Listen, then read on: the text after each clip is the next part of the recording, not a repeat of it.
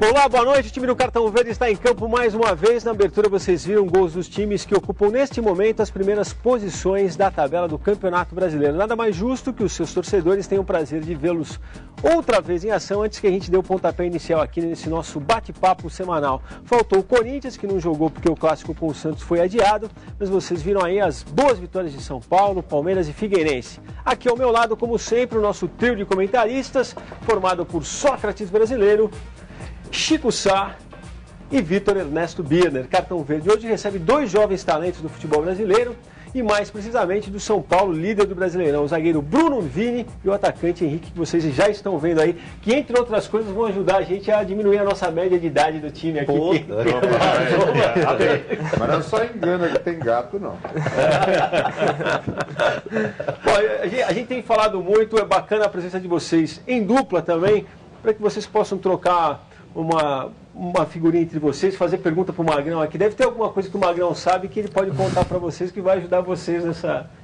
Não é o começo de carreira, porque os caras já estão rodadinhos também, né, Magrão? Seleção brasileira... Na verdade, não posso falar muito, porque outro dia eu estava dizendo que eu tomo conta do programa, né? Não, fica calado. Não, mas a gente... Tá vendo? Molecada, eu ia pra seleção. Esse é o sinal do estrelismo. É um mimo. Ah, se eu não posso falar, eu fico calado. Você parece aquele garoto de 13 anos de idade. Não, poder Fala, eu se não é posso. assim, eu não faço. Poder eu posso. Você começou a ficar assim depois dessa tiara. Você não era assim antes. Você não era assim antes de ser careca.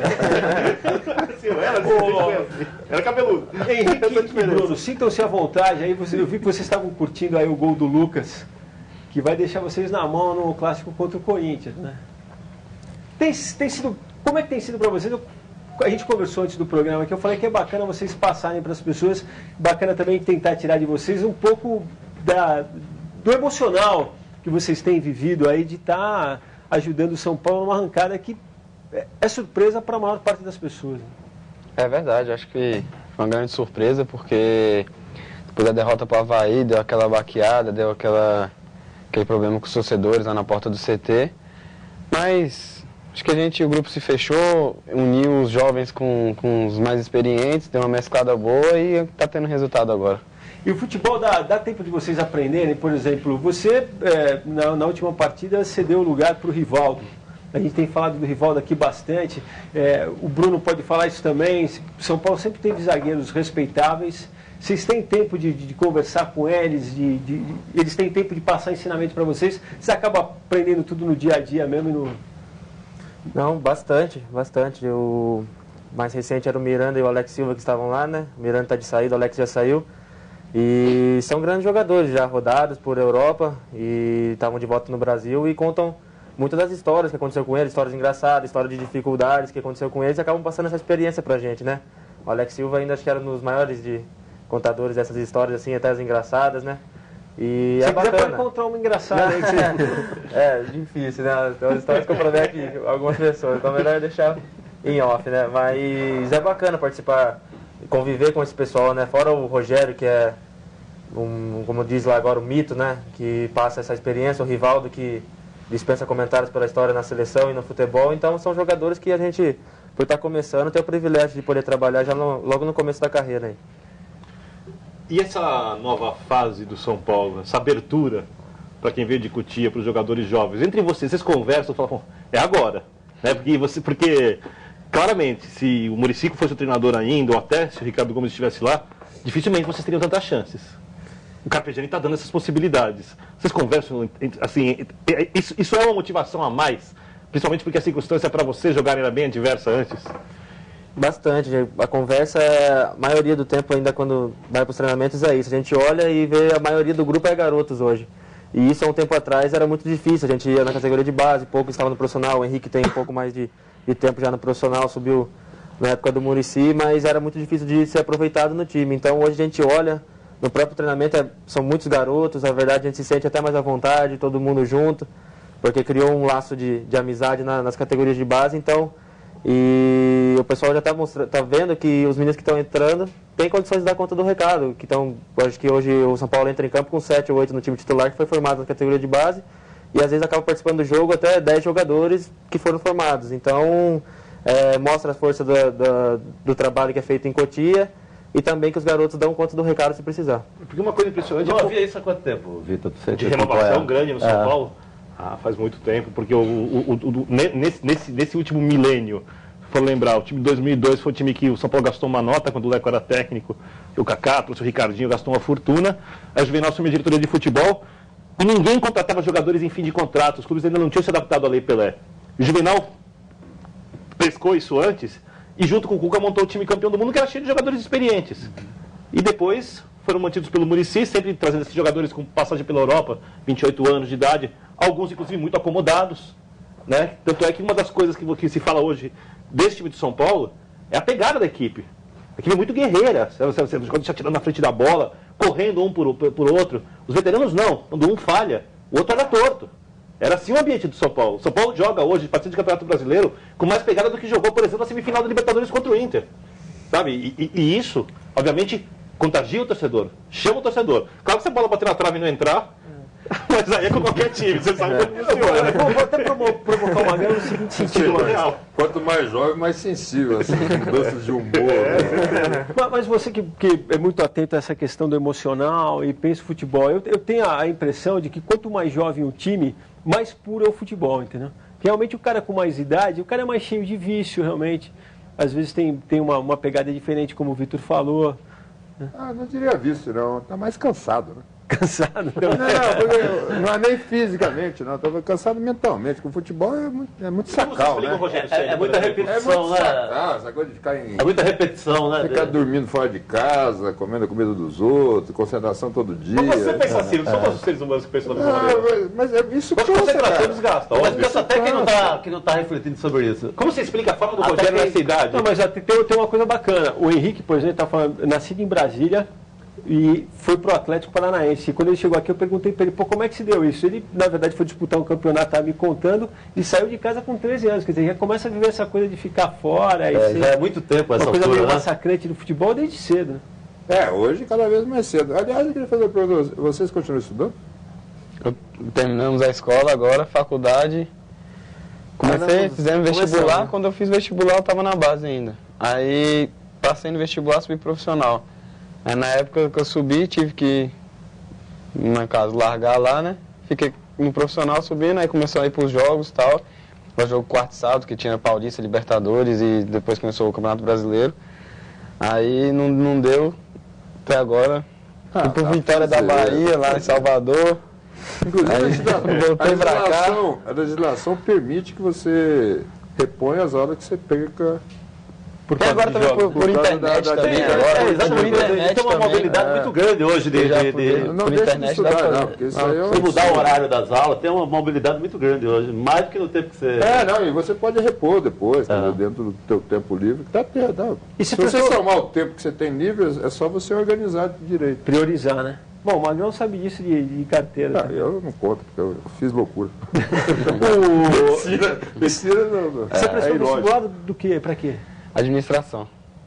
Você não chegou a fazer vestibular? Eu fiz um ano de educação física. Fez um ano? Fiz um ano e como teve essa mudança também da base de Cotia para o profissional, acabou tendo que ficar trancado, né? E aí a gente tem que abandonar por enquanto. Até penso em voltar, mas agora por enquanto já esse ano correria. É um bom exílio, né?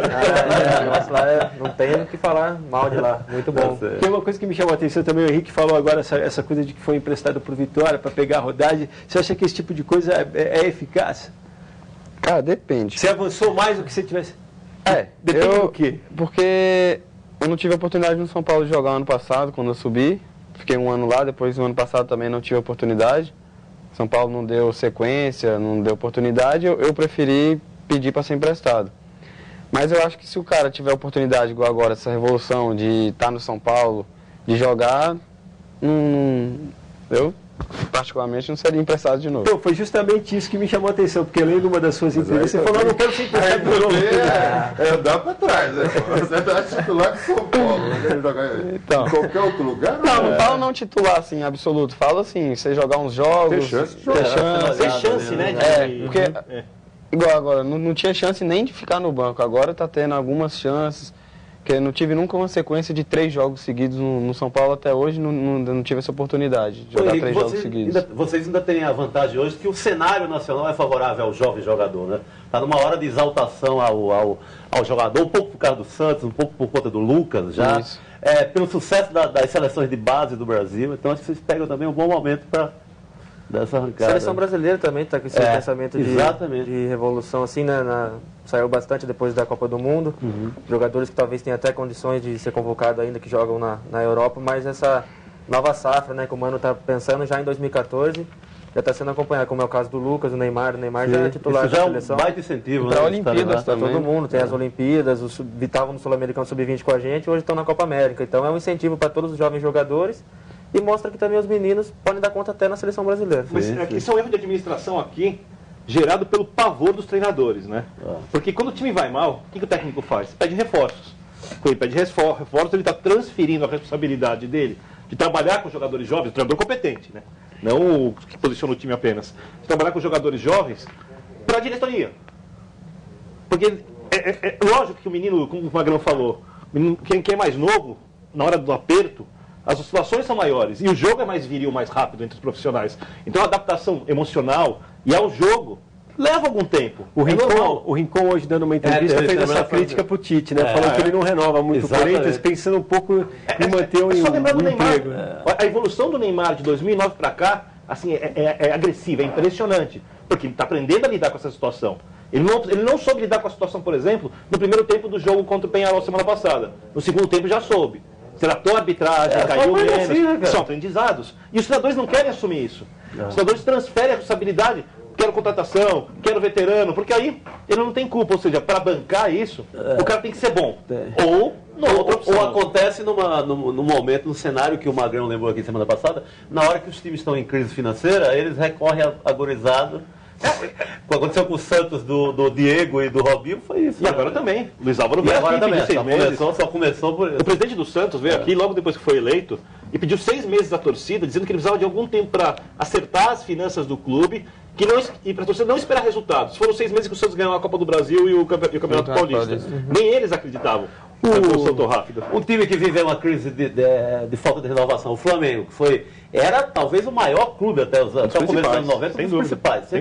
Sem dúvida. Era uma safra atrás da outra. E usou mal algumas, a do Marcelinho. Porque são duas maneiras de fazer dinheiro no futebol, né, Magrão? Uma é servir como entreposto de jogador, quer dizer, o jogador chega lá, o Flamengo faz muito isso, vende e compra jogadores com uma velocidade incrível.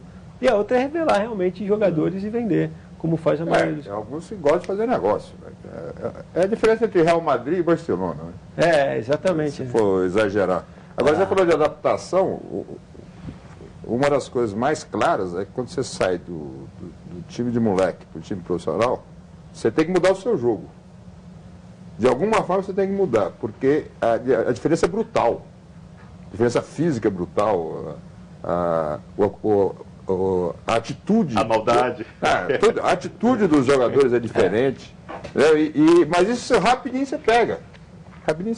Tá, e pega no jogo. Mas demora um certo tempo. Pega jogando, né? Se você estiver jogando... O que é mais difícil, o que demora mais é a questão psicológica. Você trabalhar com o público, quer dizer, aquela coisa de, seu time está ganhando e está perdendo, você reage de forma radical, que com o tempo isso você vai conseguindo controlar melhor. Mas no começo é difícil. Complicado. E aí o Vini pode dar 2 testemunhos, que se não estou enganado, você estreou numa derrota pro Grêmio, né? Foi. 4-2. Foi um jogo bastante, assim, para ganhar bastante experiência já logo numa estreia para mim no profissional. Porque era uma situação totalmente adversa pra gente.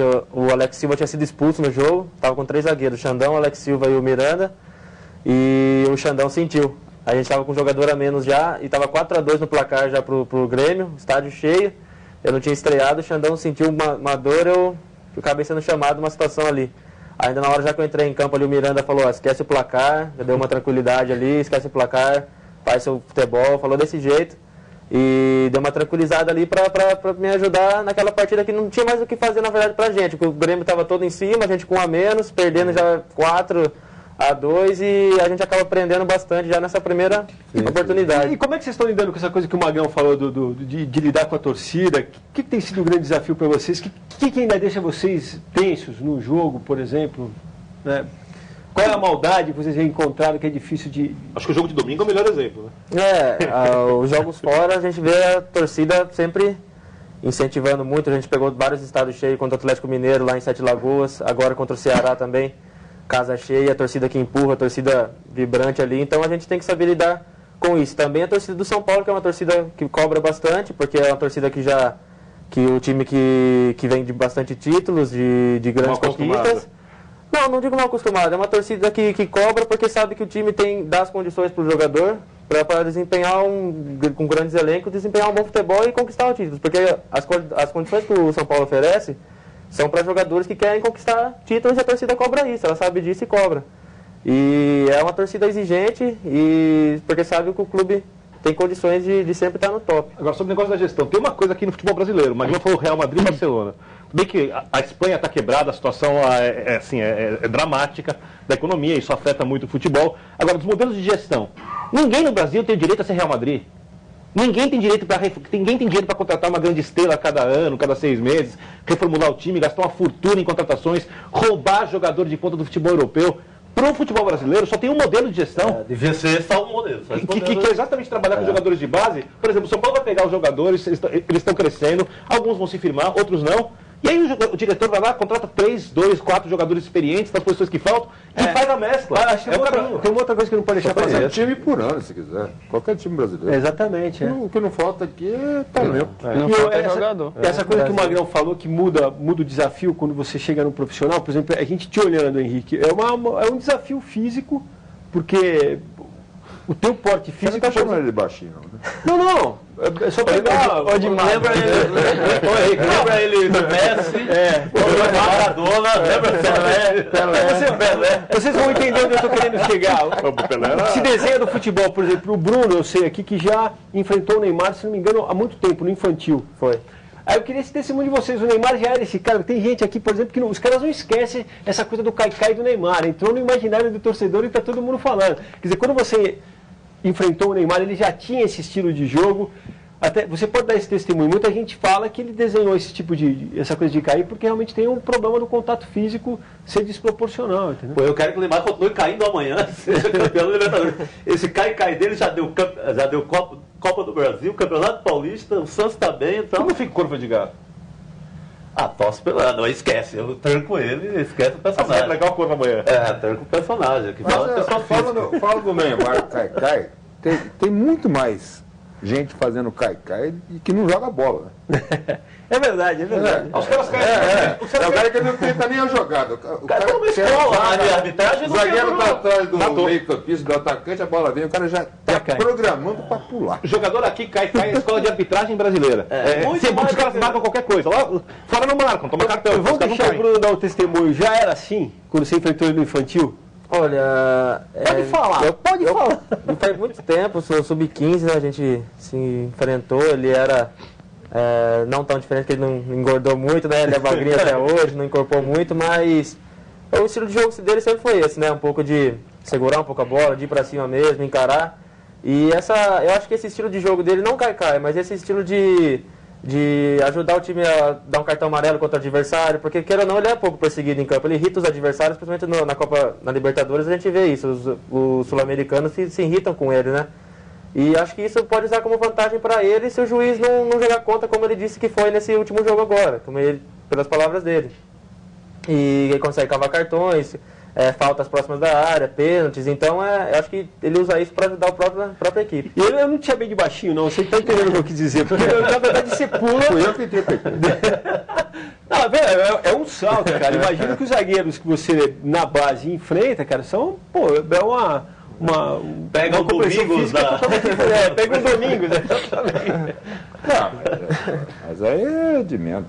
É o de menos, Henrique? Não, isso aí acho que tem... Ali no jogo, ali na hora, o zagueiro vem, tromba, cai os dois. Nem sempre eu caio. O gol do Lucas. O gol do Lucas.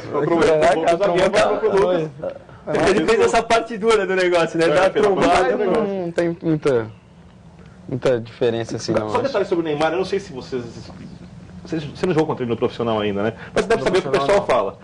Não é que ele provoca só driblando. As pessoas esquecem. Ele fala umas coisas pros outros. Aquelas coisas da maldade do jogo. Ele não é assim, jogar de boca fechada. Ele é provocador, né? No diz que diz do jogo, né? É aquele negócio que faz parte do futebol, né? Concordo, mas é que as pessoas têm que lembrar disso, que ele não tá só... Não, a imagem dele é do abusado, né, cara? Ele é um abusado que seria abusado em qualquer ato que ele fizesse. Ele tem a pinta, o jeito de abusado, o cara é abusado. Seria abusado na rua, na sinuca, no basquete. É o estilo, né? É o estilo. É o estilo. Bom, vamos falar rapidinho aqui do nosso sorteio de hoje, que também é a nossa enquete. Tenho certeza que o Magrão vai adorar. A gente tem uma camisa do Cruzeiro, a terceira camisa... Ou enquete. Hã? Sorteio ou enquete. Porque a gente, pela enquete, quem participa Pô, acaba camisa fazendo bonita, parte hein, do cara? sorteio da camisa. É a terceira camisa do Cruzeiro, jogaram com essa terceira camisa contra o Santos, se eu não estou enganado. Bacana mesmo, bonita. Apesar de achar que o verde... Quando o Cruzeiro perdeu um monte de gols e por isso o Cucão está demitido. E o... Cruzeiro estaria. É verdade. Quando o céu está poluído, fica nessa cor, é isso? acho que fica até mais escuro, viu, Magrão? Aqui em São Paulo fica bem mais escuro que isso. Um exemplar do livro que está aqui na minha mão, do Lúcio Humberto Sareta, Alicate contra Diamante, outras histórias do esporte, uma reunião de crônicas. E a enquete é a seguinte, a gente está à beirada da Copa América 2011. A gente já conversou sobre isso várias vezes. Você, Chico Sá, é o cara certo para dar essa explanação. Não, porque as pessoas... Não, vou tentar. Eu vou te explicar por quê. As pessoas têm essa ideia de que a seleção faz um sucesso midiático, quando a gente sabe que o que vem de jornal mesmo é time de futebol. Tanto que o lance na última Copa teve essa sacada de fazer duas capas. Você tinha a notícia dos clubes na frente e depois do outro lado da seleção. Eu trabalhei em jornais mais populares, como o Ex-Diário Popular, e Seleção Brasileira não existia para vender um jornal. Antigamente era assim não vale 10% do Corinthians ou da Vitória de São Paulo. Então, e a gente... É duas coisas, é derrota de time popular e chuva para jornal que não depende de assinatura, que é um desastre. Então, a gente criou a enquete em cima disso. A gente está querendo saber de quem acompanha o programa, como é que anda o interesse pela seleção. Se as pessoas realmente têm um grande interesse pela seleção, se interessam, mas não muito, e se preferem descaradamente as notícias do times em relação à seleção. Você fica com os times, eu sei. Eu sou mais eu acho que ele perdeu um pouco do sentido dele. A seleção tem tudo para recuperar esse sentido mais patriótico e tal, mas da forma que as coisas têm sido feitas ao longo das últimas 2, 3 Copas, da forma como o futebol está sendo administrado, principalmente das notícias da CBF, vai tirando. Outra notícia boa. Eu acho que essa molecada também, esses meninos vão ser responsáveis por reaproximar um pouco, porque agora você pega a seleção para a Copa América, já tem 7 jogadores do país.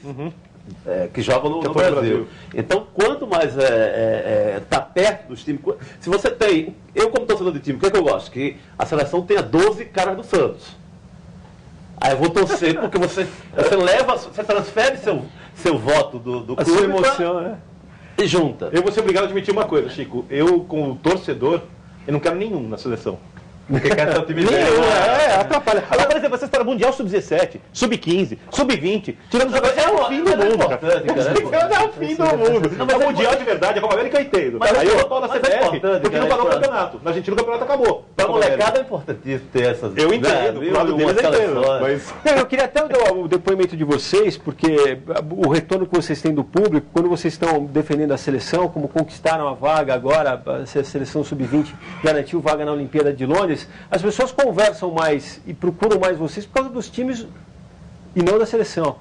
Ou estou enganado? Não, é verdade. Eles recordam bastante. Você esteve na seleção, mas você joga no São Paulo e tal, e começa a puxar assunto do São Paulo. O papo é sempre o São Paulo. É mais o perfil do torcedor é diferente, né? Da seleção e do time. É mais papo do time do que... A seleção tudo aquilo que foi colocado aqui, que a seleção brasileira é britânica, né? Nos últimos anos. Joga mais em Londres. Joga na ilha, né? Tem essa. Sabe que não joga no Brasil, pô? Como é que você vai criar de vez em quando sobre uma coisa que é maluca. Eu sei que ninguém vai concordar quase, mas talvez o futebol caminhe para isso um dia. Os jogadores são tão identificados com os clubes e com alguns países, quando ficam muitos anos no lugar, que de vez em quando eu desconfio que a Copa do Mundo tinha que ser disputada. Eu já sou meio contra a Copa do Mundo como é, mas tinha que ser disputada com os jogadores que jogam no país. Só com os jogadores que jogam no país. Pô, pode ser até gringo. Você viu o Platini falando? O Platini falando que o jogador brasileiro não devia jogar fora. Fala tudo que você joga fora. Não, mas acaba brincadeira.